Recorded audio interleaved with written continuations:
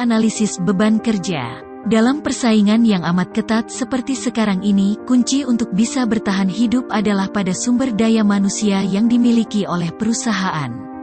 Analisis beban kerja merupakan salah satu cara untuk mengembangkan SDM yang ada. Perusahaan mungkin saja memiliki teknologi mutakhir, metode paling canggih, dan produk yang hebat, namun tanpa sumber daya manusia yang unggul, kelebihan tadi tidaklah terlalu banyak berarti untuk memenangkan persaingan. Namun agar SDM bisa unggul, maka SDM tadi harus dikelola secara efektif. SDM harus diperlakukan sebagai aset. Karena sebagai aset sebagaimana aset lainnya, maka SDM tadi mestinya harus diusahakan agar nilai, value, dari SDM tadi bisa meningkat dari tahun ke tahun. Karena biaya SDM seringkali merupakan komponen biaya yang besar, maka pengelolaan SDM harus efektif dan efisien. Beban kerja yang dibebankan kepada karyawan dapat terjadi dalam 3 kondisi. Pertama, beban kerja sesuai standar. Kedua, beban kerja yang terlalu tinggi, over capacity. Ketiga, beban kerja yang terlalu rendah, under capacity. Beban kerja yang terlalu berat atau ringan akan berdampak terjadinya inefisiensi kerja. Beban kerja yang terlalu ringan berarti terjadi kelebihan tenaga kerja. Kelebihan ini menyebabkan organisasi harus menggaji jumlah karyawan lebih banyak dengan produktivitas yang sama sehingga terjadi inefisiensi biaya.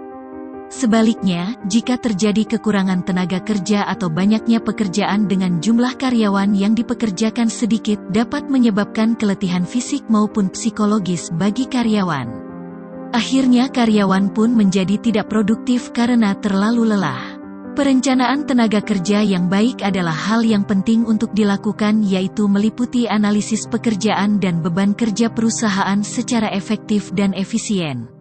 Materi pelatihan. Perencanaan sumber daya manusia, analisis pekerjaan, teknik pengumpulan informasi analisis pekerjaan, memahami deskripsi pekerjaan, memahami pengertian spesifikasi jabatan, memahami beban kerja, perhitungan kebutuhan tenaga kerja, memahami kerangka pemikiran beban kerja, menghitung jumlah kebutuhan pegawai, metode sampling untuk mengamati waktu kerja pegawai. Menghitung waktu produktif dan tidak produktif pegawai. Menyusun waktu penyelesaian tugas. Perbandingan jumlah kebutuhan karyawan terhadap kondisi aktual. Studi kasus. Jadi, tunggu apa lagi? Segera baca informasi pada link deskripsi di bawah ini, supaya Anda bisa memperoleh informasi yang lengkap tentang pelatihan analisis beban kerja.